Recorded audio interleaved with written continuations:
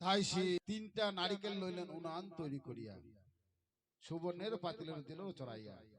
বেহুলা বালি রান্না করে সামগ্রী কোথায় পায়, যেদিকে যা সে হস্ত বাড়ায়, মা পদ্মা তার হাতে দেয়। আর বেহুলা বালি মনের আনন্দী স্বামীর সেবার জন্য রান্না করতেছ। আর কবি আমার গানের ভাষা করবা কবচিব এরা যে ও মরি হাই রে রান্না করে বালি স্বামী কাহার হোনে মরি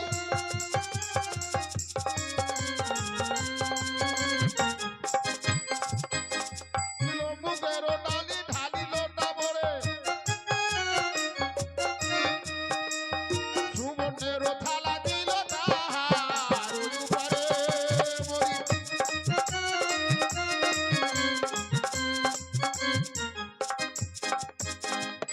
কি হয়েছে? রাঁধিল মুগের ডাল ঢালিল ডাবরে সুবর্ণের থালা দিল তাহার উপরে। আর কি রান্না করতেছে? রুই মৎস্য রাঁধতে বালি সকল মৎস্য রাজা, আর কিছু করিল ঝোলি দেখো কিছু করে ভাজা।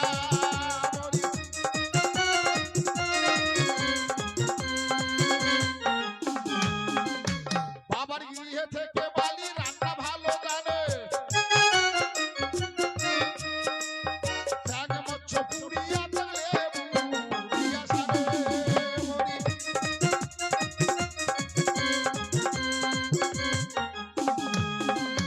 রান্না করে বেহুলা বালি কন্যা করে সোনা, আর দিয়েছে ভাজিয়া তুলে সোলে মাছের পোড়া।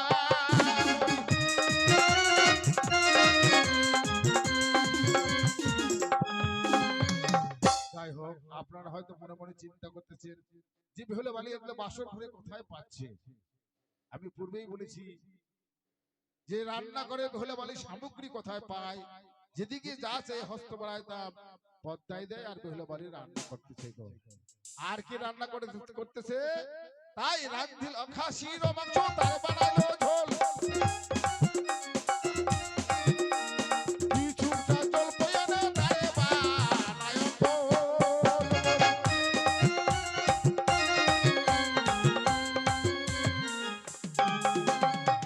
তাই কি হয়েছে? রাঁধিল মুগের ডাল, আনিল খাসির মাংস তারে বানাইলো ঝোল, কিছুটা জল পেয়ে তার বানাইলো অম্বল।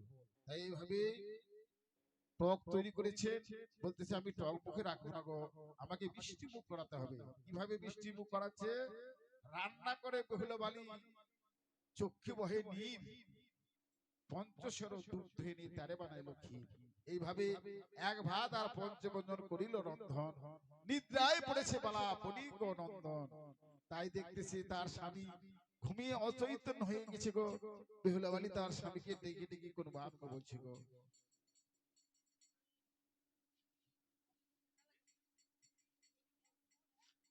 তাই তো এই মুহূর্তে আমার প্রভুকে আমায় ডাকতে হবে গো। ও প্রভু জাগো হে,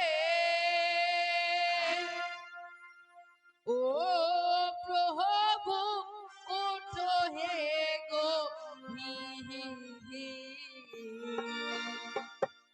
পুষ্পের পা রঙ্গ পেয়ে কতই পারো নীল প্রভু।